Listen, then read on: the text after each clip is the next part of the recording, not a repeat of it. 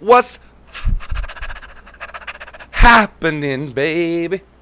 It's Dallas Clark, also known as Indo is my Nendo, and I'm back with another Fantasy Football Huddle presented by the Huddle Chat Sports. And boy, I'm so excited for today. Not just today's episode, but just today in general. Man, I'm extremely happy. I'm having a great day, and it's all thanks to y'all. Thanks to you. Yeah, you. Point at yourself. Tap yourself on the chest. Thank you. Give yourself a round of applause. You guys have been amazing. I really cannot express my appreciation for the support that I've gotten on the channel. Just in the first week of doing the Fantasy Football Huddle presented by the Huddle Chat Sports, it's been amazing. But my last episode, the Stardoms and Situms, of course, I'm going to drop a link in the description for you. If you haven't seen it, you really need to check it out. It's got over three times the amount of views as any video I've ever posted on my YouTube channels, ever. I'm over 185 views at the time of the recording of this video in just over 24 hours. And man, that's amazing. Thank you guys so much for that. I can't tell you how much I appreciate you. Thank you so much. Please make sure you smash the like button. Keep sharing me out, letting your friends know. I mean, if you know somebody that really needs some help with their fantasy football team, needs that advice, needs some, nobody else cares about your fantasy football team but you. That's a sad reality about fantasy football. But here at the Fantasy Football Huddle, we care. Send me your lineup. Send me your questions. I want to answer them for you. Never be afraid to drop it in the comments. I had a comment on one of my last videos I really want to get to. But, of course, before we get everything sparked up, we got to spark it up. Now, if you don't smoke, no pressure. No, I don't want to force you to do anything you don't want to do, okay? I'm here to help you. But if you do smoke them, now's the time, of course, that I invite you to smoke them if you got them, baby. Let's get everything cracking, and let's get right into the news.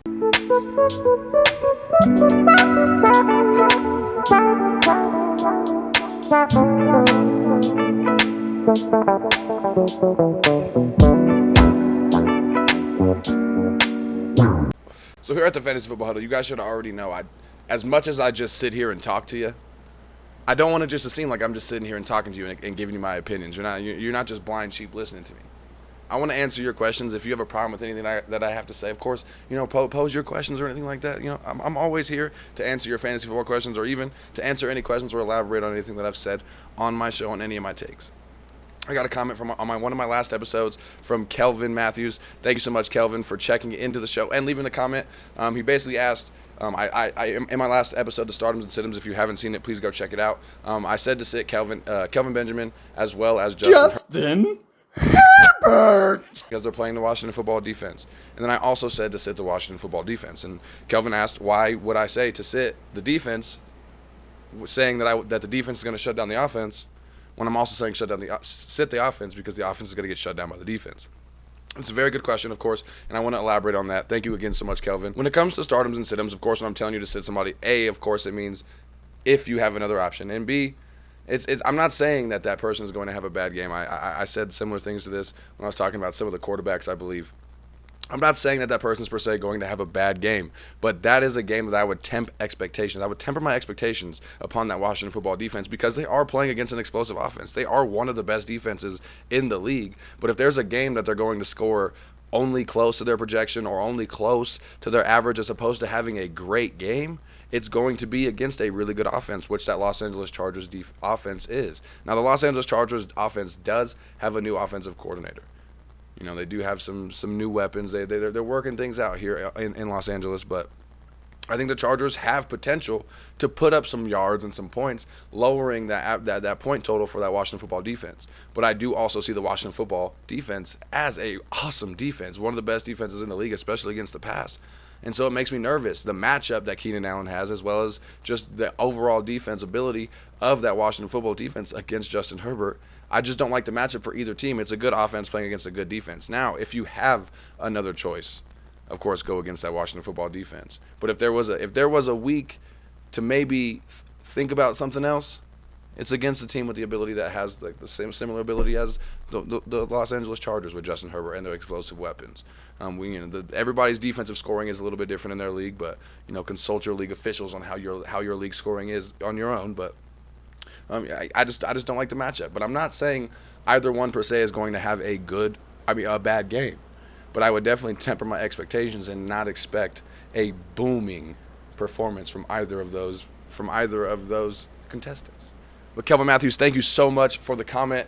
Thank you for rocking with the Huddle Chat Sports and the Fantasy Football Huddle. Please send me your lineup. Send me your team. I'll give you a ratings. Anybody, send me any comments. Like I said, I want to help you and your fantasy team. If you have any questions, any start them and sit them specifically, I will put your comment up on the channel here like I just did with Kelvin today, and we're going to talk about it. We're going to elaborate on things. So please never be afraid to get in contact with me on the Twitter, on the Facebook, here in the comments, anything like that. But of course, always hit that like button and hit that notifications bell so you get notified when episodes come out, because they're coming out daily and they come out sporadic. Sometimes it might be the middle of the night. You never know when I'm getting that ability to get the editing and everything done. So get that notifications bell so as soon as it comes out, you can get that step up on your league. But today we're talking about rookies. Now, whether you're talking about a redraft league, a keeper league, a dynasty league, rookies are exciting. They represent the excitement of new explosive playmakers that could potentially give somebody a major boost with their statistics. Now, you're also looking at rookies. There's two ways to approach rookies, and that's two similar ways that you can see it in your league. Most of the time, you'll either see the one owner that gets almost obsessed with rookies, that loves rookies, that will take that chance on rookies because they love upside. They're always searching for that upside. In fantasy football, we're always hunting upside. As you've heard me say before, upside matters late in your draft. Upside is always important. You always want to have those lottery tickets to scratch when everything goes sour.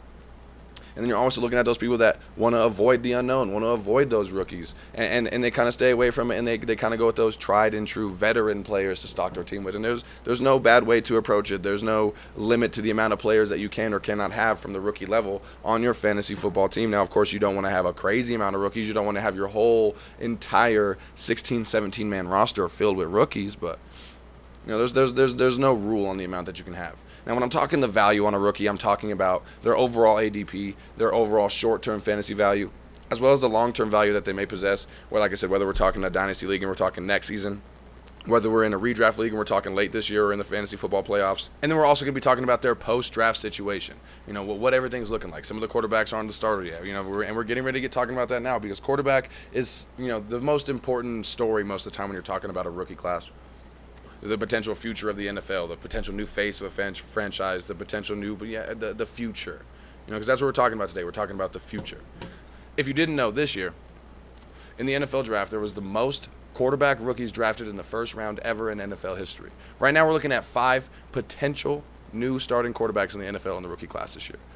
You're looking at Zach Wilson and Mike McCorkle out of New England. I think both of them, they're getting the immediate starts. I think both of them have extremely low ceilings right now just because of their situation, the teams around them, the division that they're in. I just don't see things boding well right now for either of those quarterbacks. I think they're going to be great streaming options. But however, I don't think you can see – I don't see either Mike McCorkle or Zach Wilson being a quarterback that you keep on your team for more than a few weeks. They're going to be a streaming option, somebody to help you in a downtime at quarterback, but I don't see them being a long-term solution at quarterback. Now, the remaining 3 are the most interesting 3. You're looking at Trevor Lawrence, Justin Fields, Trey Lance. Trevor Lawrence is the most interesting because, A, he was the number 1 pick overall in the NFL draft in real life. He's getting the immediate start for the Jacksonville Jaguars. He's got a fairly low ceiling right now just because the Jacksonville Jaguars have a very unknown team, a very young team. They've got a lot of explosive weapons. They have a lot of talent. I'm not one of those people that thinks the Jacksonville Jaguars is going to be a bad team this year. I'm afraid of the Jacksonville Jaguars as an Indianapolis Colts fan, but I think Trevor Lawrence is going to be a great quarterback too. I think he's somebody that you stash on your team, kind of see what he's going to do for a couple weeks. He does have a great matchup against Houston in Week 1, so if you are waiting for a better quarterback, or if your quarterback doesn't have a great matchup in Week 1 and you're thinking about taking a chance on Trevor Lawrence, he has a great matchup in Week 1, but I think Trevor Lawrence, he's going to come out with the Jacksonville Jaguars are going to come out with a run-heavy approach and kind of go the safer route. They don't need to have him come out and go all crazy. I think they're going to let him get used to the NFL speed. Now, as far as Trey Lance and Justin Fields, I think they both, you've heard me say before, I think both of them are going to be starters by week 6 of the NFL season this year. Trey Lance has a lot of great weapons. He's extremely mobile. He's got an extremely high floor because of the weapons around him. What does cap him is that the San Francisco 49ers run the ball almost more than anybody in the NFL. But I think Trey Lance is a potential Offensive Rookie of the Year candidate this year just because of the weapons and the situation that he's in. He probably got drafted into the best situation of all quarterbacks in the NFL this year. I'm looking also at Justin Fields. I love Justin Fields. I'm a big Justin Fields fan. I watched him on QB1. I followed his whole story. I love Justin Fields. But he's on a questionable team. You all know how I feel about the Chicago Bears. A very questionable scheme, and he's not the starter right now. He's also extremely mobile. He's also got a really high floor, just like Trey Lance. But if you're thinking about stashing one of those two quarterbacks, I go Trey Lance because I think Trey Lance has the better opportunity to be a better quarterback. Now, I think that if Trey Lance and Justin Fields both get the start by week 5, I think Trey Lance can really compete with Trevor Lawrence to be a offensive rookie of the year candidate this year, just because of the weapons and the situation that he got drafted into. Moving on from quarterbacks, so we're going into running backs. I'm looking at Najee Harris. He's probably the biggest name in the rookie market this year besides Trevor Lawrence, because I think he's going to be the biggest one, and I'm not the only one that think he is going to be the next big name in fantasy football when it comes to the rookies this year. He got drafted to the Pittsburgh Steelers, who didn't really have a running back after getting rid of James Conner to the Arizona Cardinals. You know Mike Tomlin. He don't like a running back by committee. He's never done it. He hates it. He hates the running back by committee, and you can look it up. He says it all of the time. But the thing about Najee Harris is he's Le'Veon Bell-esque. He's so strong, he can be a powerful runner. He can be an every down runner, and at the same time, he's so explosive and so talented and so athletic. He gives you so much out of the backfield as a pass catcher as well. He's Le'Veon Bell-esque. I see Najee Harris being the future top 5 running back in the next couple seasons. I really think Najee Harris is one of those players. Of course, you're going to have to take a top pick on him because he's one of those big valuable players, but Najee Harris, if you can mess around and get him in your draft, you might have a big steal, man. Najee Harris is going to be a big dude for real. I'm liking how he got a really great system as well, just fitting into the Pittsburgh Steelers situation so well. I love everything about Najee Harris.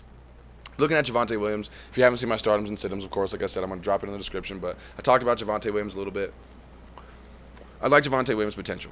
The problem with Javonte Williams is Melvin Gordon is still there. I think that Javonte Williams does take a lot of the early down role later in the season. I think you're going to have to wait for him to blossom a little bit. I think you temper your expectations for the beginning of the season for Javonte Williams, but I think eventually he takes down as the early down back and the red zone carry because Melvin Gordon gives a lot more with his just veteran knowledge as a pass catcher, as a playmaker out of the backfield, so they're going to use him on those third down as a pass catcher. But I think Javonte Williams essentially ends up taking over that role in Denver, but right now I think you have to wait on him. I think he's one of those players that's not going to be the immediate person that we're expecting him to be. I think Trey Sermon out of San Francisco also has a great system. Trey Sermon has the opportunity and the talent to be the number one and the premier running back in San Francisco. The problem for him is they've got a lot of running backs, and they've proven to go running back by committee. But what does bode well for him is that in San Francisco, those running backs, Raheem Mostert, you're looking at those running backs have been very unhealthy all last year. That's a big part of what kept the San Francisco 49ers out of playoff contention was the amount of injuries that they took. But at the end of the day, there's a lot of weapons in San Francisco, just like what I was saying with Trey Lance. There's a lot of weapons in San Francisco. There's Kittle. You're looking at that talented backfield. Whether you're looking at Garoppolo or Trey Lance starting at quarterback, San Francisco is going to be a team in the NFC to be afraid of for sure. And I think Trey Sermon has potential, but he's another one of those like Javonte Williams that you're really going to have to wait on. Now, real quick, I want to ask everybody, what are you doing right now? No, for real, I'm asking. What are you doing? You're watching my video, right? Do me a favor. If you ain't subscribed to the channel yet, make sure you drop down here and you hit that subscription, man. Hit the notifications bell, and please, I don't want to beg you, but please like it. If you like the content, I'm not going to force you to do anything, but if you don't like it, tell me what I can do better. That'd be dope. But anyway, we're going on to wide receivers, still talking about these rookies. I'm going to talk about Jamar Chase. I think Jamar Chase is the biggest name at wide receiver for the rookies. But I'm afraid of Jamar Chase right now. I'm hearing a lot of stuff out of camp that he's been very unreliable at practice and catching the ball. He's looking like he's having a rough start. Now, he does have a lot of rapport with Joe Burrow. He came out of LSU. I think that Jamar Chase he's got a lot of expected success due to that. Especially, but you look at what T. Higgins and Tyler Boyd were able to do with their streaming viability when Joe Burrow was healthy. I think if Jamar Chase can get his shit together, he's going to be a great option for you at wide receiver. But he's somebody that you're not gonna want to draft him and say he's my starting wide receiver 2 right now. He's gonna be somebody that you have to watch the start him and sit him list here in a couple weeks to see. Do I start Jamar Chase in my wide receiver 2? Do I throw him my flex? keep tuning into those startums and sit-ums, and he's going to be one of those players that you're going to be kind of on the fence about a lot this year. I do think Devontae Smith has the potential to be the best wide receiver of the whole class right now out of Philadelphia. He's coming off an MCL sprain that he suffered in training camp that's been kind of limiting his ability, but you're also looking at him with Jalen Hurts essentially being a rookie quarterback. I know he got 4 starts last year, but essentially being a rookie quarterback. He's a good quarterback, but you're looking at Devontae Smith with a lot of questions. But I think he has a lot. He's in a crowded wide receiver room. But let me read off these wide receivers to you here. Let's see what we're looking at. Jalen Reagor, Greg Ward, Travis Fulgham, John Hightower, Quez Watkins, and J.J. Arcega-Whiteside at wide receiver. Plus, you still got Dallas Goedert and Zach Ertz, who've always been the main playmakers in Philadelphia that are still there. So he's in a crowded backfield or wide receiver room. But how many of those wide receivers have been there forever? I think he has a great opportunity to step up as the number 1 wide receiver, but he's gonna have to really step up and make some big plays and take advantage of the opportunities that he's going to get at the beginning of the season, so he gets a lot of that target share. I also really like Jalen Waddle out of Miami. He's got a lot of chemistry with Tua from Alabama. I think he has potential to be one of the most dominant wide receivers in this class. I think he has potential to be the wide receiver of this class. The only thing that limits him is his height. Outside of Tyreek Hill, you don't really see a lot of short wide receivers have success. He does have a lot of speed and quickness like Tyreek Hill. Now we'll see how well that translates into that Miami offense. I think he has a lot of great opportunity. We'll see how it translates into the NFL. You're looking at Devontae Parker still being there. You're looking at Will Fuller being there, but Will Fuller is suspended for the Week 1 game. And you're looking at his injury history throughout his time with Houston. I don't even think he's played a full 16 games in his entire career. Will Fuller has been, I don't like to use this term, but he has been injury prone. You're not guaranteed that Will Fuller is going to remain healthy, so I think that Jalen Waddle is going to have a lot of opportunity down the road with Miami.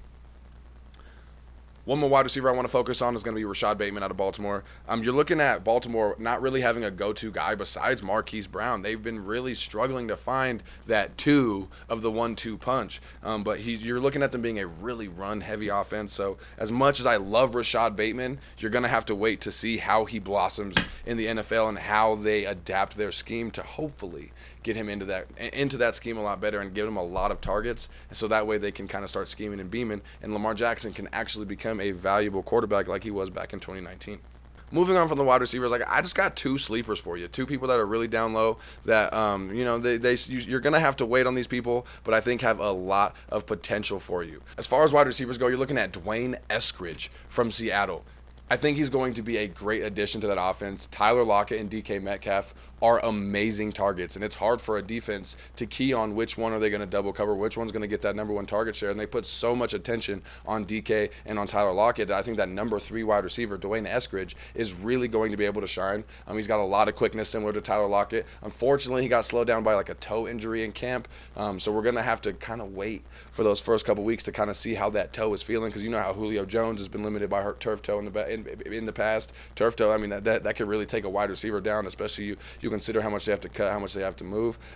I think Dwayne Eskridge really, though, is going to have the potential to be one of those wide receivers that at the end of the year, people are going to be looking at you and saying, how did you know about that guy? As far as running backs go, I'm looking at Larry Roundtree III from the Chargers. He's going to be the backup to Austin Eckler. You're really looking at Justin Jackson being fizzled a lot in the opportunities that he got when Austin Eckler was injured. Joshua Kelly, was extremely ineffective and did not step into his role. So you're really looking at Larry Roundtree having that ability. He's got the power. He's got the speed. I think he fits extremely well into the Chargers play scheme, and you're going to be looking at him as the reliever to Austin Eckler. So even if you got Austin Eckler, you might want to go out and smash him as a handcuff. Snatch that guy up off the market, and he's going to be one of those late sleepers, one of those people that you might just want to stash on your bench. And like I said, later on, people are going to be asking you, how did you know about that guy when you start winning games and you get into those playoffs and start knocking off those dominant teams? Now, that's going to do it for me today here at the Fantasy Football Huddle. Please, please, please, if you like the content, like the video, and I'm going to see you guys next time. I hope that your plants never stop growing and the news never stops showing. My name is Dallas Clark. I love being here with you guys. Thanks so much for tuning in to the Fantasy Football Huddle, presented by the Huddle Chat Sports Show. And I'm all the way the fuck up out of here, baby. Peace out.